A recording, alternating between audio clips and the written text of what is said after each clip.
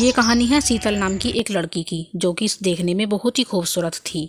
उसकी माँ रामगढ़ गांव के सेठ हीरालाल के यहाँ नौकर का काम करती थी। उसे कई वर्ष वहाँ पर काम करते हुए बीत गए थे। जब शीतल 2 साल की थी तभी उसके बापू का देहांत हो गया था। शीतल और हीरालाल की बेटी कंचन दोनों हम उम्र थे, लेकिन कंचन बहुत ही घमंडी थी। जब कभी कभी सावित्री बीमार हो जाती थी तो वो अपनी बेटी को काम पर भेज देती थी। ऐसे ही एक सुबह, तुम आई हो सीता, सावित्री कहाँ है? वो माँ को बुखार था, बहुत तेज हो रहा था, तो मैंने उन्हें दवाई देकर आराम करने के लिए बोला है। शीतल ने हाँ में सिर हिलाया और अपने काम में लग गई। उधर कंचन तो पहले से ही शीतल से बहुत ईर्ष्या करती थी। उसकी ईर्ष्या करने का कारण ये था क्योंकि वो देखने में इतनी खूबसूरत नहीं लगती थी। आज बहुत अच्छा मौका आता है, अभी माँ से डांट पड़वाती हूँ। माँ, ये सब क्या है? देखो, मेरी नई ड्रेस पर चाय की दाग कहाँ से आ गई? वो देखो माँ, शीतल के हाथ में चाय की केतली है। जरूर इसने ही मेरी नई ड्रेस पर चाय गिराई है। ये मेरी नई ड्रेस थी माँ, मैं अपने जन्मदिन के लिए बहुत ही स्पेशल लेकर आई थी। शीतल, इधर आ, तुझे तो मैं बताती हूँ। अरे आंखों की अंधी, तूने मेरी बेटी की ड्रेस गंदी कर दी। तुझे पता भी है ये कितनी महंगी आई थी? मगर सेठानी जी, मैंने तो कोई चाय नहीं गिराई, ये केतली तो मैंने आंगन से उठाई थी। माँ, मुझे कुछ नहीं पता, मुझे अब नई ड्रेस चाहिए बस। और इसके इस महीने के सारे पैसे काट लो, एक भी पैसा देने की से जरूरत नहीं है। अरे पैसे काटने की क्या जरूरत है बेटी कंचन? तुम्हारा बर्थडे आ रहा है ना 2 दिन बाद, इसी से सारा काम करवाना। सुबह से लेकर शाम तक जो भी मेहमान आएंगे सबकी खातिरदारी यही करेगी। हाँ, ये ठीक रहेगा। शीतल, 2 दिन बाद कंचन का जन्मदिन है, सारा काम तू ही देखेगी और कोई भी काम गलत नहीं होना चाहिए, समझी? ठीक है सेठानी जी, मैं आ जाऊंगी। शीतल, मेरी बच्ची, कल तो वहाँ पर मेहमान आएंगे जाएंगे और तू ये फटा हुआ कुर्ता पहनेगी। मेहमानों के सामने ये फटा हुआ कुर्ता अच्छा नहीं लगेगा बेटी। मैं चाहती हूँ कि तू कोई और दूसरा कुर्ता पहन ले। पर माँ, मेरे पास तो कोई ऐसा कुर्ता है ही नहीं जो मैं पहन सकूँ। रात बहुत हो गई थी और शीतल अपने घर के आंगन में बैठी हुई थी। उसकी आंखों से आंसू बह रहे थे।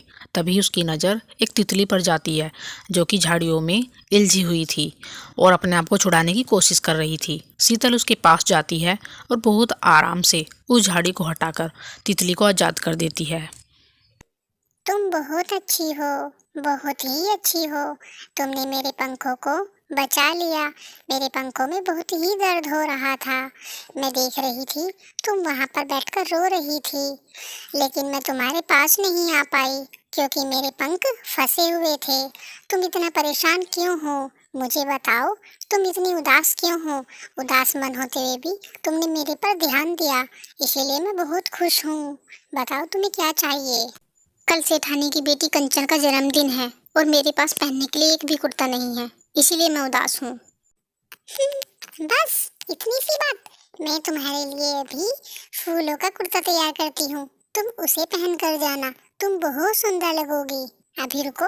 तितली इधर उधर मंडराती है और देखते ही देखते शीतल के हाथ में एक बहुत सुंदर कुर्ता आ जाता है, जिसे देखकर वो बहुत खुश होती है। प्यारी तितली, ये फूलों का कुर्ता तो बहुत ही सुंदर है। धन्यवाद प्यारी तितली। फिर वो तितली उड़ गई और शीतल ने वो कुर्ता अंदर जाकर अपनी माँ को दिखाया और उसे देखकर सावित्री भी बहुत खुश हुई। शीतल, ये फूलों का कुर्ता तो बहुत ही सुंदर है। देखना, मेरी बच्ची सबसे प्यारे लगेगी।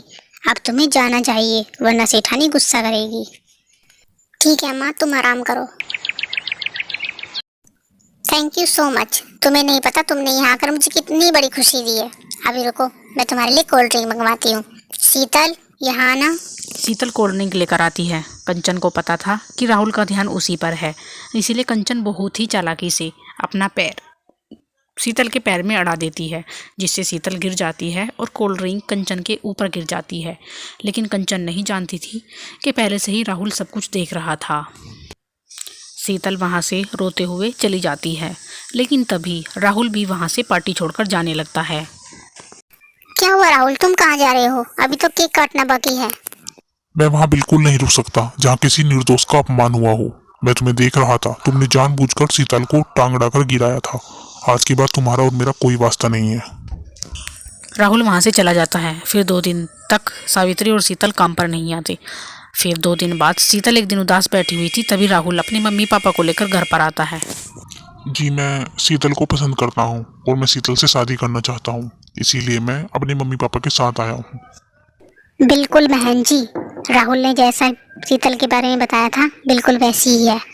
हमें वो पसंद है, बस आप शादी की तैयारियां कीजिए। सबकी बातें सुनकर शीतल शर्मा जाती है, लेकिन सावित्री बहुत खुश होती है क्योंकि उसकी बेटी का संसार खुशियों से भरने वाला था। कुछ ही दिनों बाद शीतल और राहुल की शादी हो जाती है। शीतल बहुत खुश होती है, उसकी किस्मत एकदम से बदल जाती है और राहुल जैसा हमसफर पाकर वो मन ही मन उस तितली को धन्यवाद बोलती है।